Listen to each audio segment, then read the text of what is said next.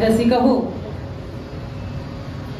सद्गुरूंच्या चरणी बसला असताना आतापर्यंत आपण अनेक नाट्यपद ऐकली आणि ती नाट्यपद ज्या मूळ बंदिशींवर आधारित आहेत किंवा लोकसंगीतावर आधारित आहेत ती लोकसंगीत किंवा उपशास्त्रीय प्रकारही ऐकले.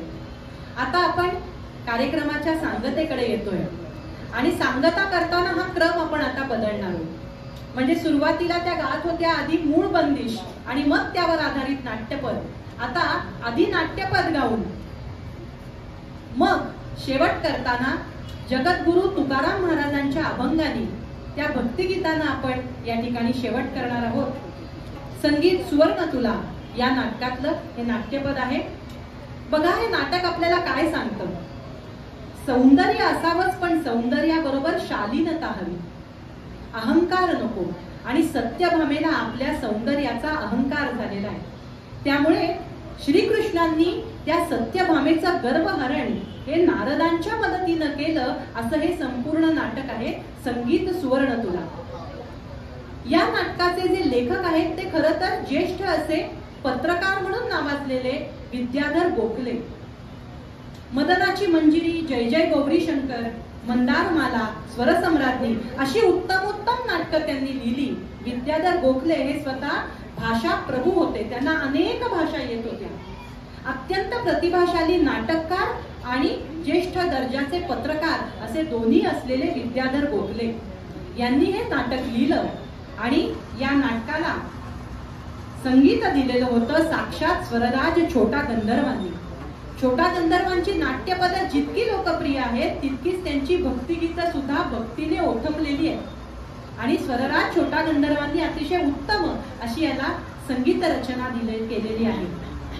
प्रसंग असा आहे की श्रीकृष्ण हे सत्यभामेवर चिडले, रागावून निघून गेले आणि आता या सत्यभामेला श्रीकृष्णांचा दीर्घकाळ विरह सहन करायला लागतोय.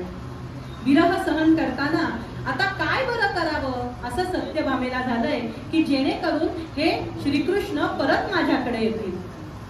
तेव्हा नारद जेव्हा तिच्याकडे येतात तेव्हा ती माहिती देते नारदांना की मी एक व्रत केलंय, एक शंकराचं व्रत केलंय श्रीकृष्णांच्या प्राप्तीसाठी.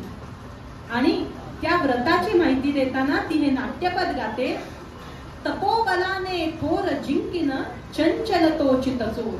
शंकराचं जे मी व्रत केलेलं आहे त्याचं जे तप केलंय त्या तपाच्या आधारे त्या तपाच्या सामर्थ्याने साक्षात श्रीकृष्ण माझ्यापर्यंत येतील. तपोबलाने थोर जिंकीन चंचल तो चितचोर हे गाणं आपण आधी ऐकणार आहोत. हे नाट्यपद ऐकणार आहोत. आधी नाट्यपद ऐकणार आणि ते ज्या भक्तिगीतावर आधारित आहे. जगद्गुरु तुकाराम महाराजांचा अतिशय उत्तम असं उपदेश करणारं भक्तिगीत आहे. रंगी रंगे हे श्रीरंगे काय भुललासी पतंगे. तुकाराम महाराज पुढे म्हणतात, अंतकाळीचा सोयरा तुका म्हणे विठोधरा.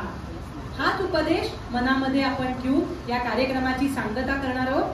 परत एकदा जगद्गुरु सद्गुरु जंगली महाराजांच्या चरणी आमची सेवा अर्पण करण्याचं भाग्य आम्हाला लाभलं. त्याबद्दल आयोजकांच्या प्रती कृतज्ञता व्यक्त करते, सर्व श्रोत्यांच्या प्रती कृतज्ञता व्यक्त करते आणि आपण हे नाट्यपद ऐकूया.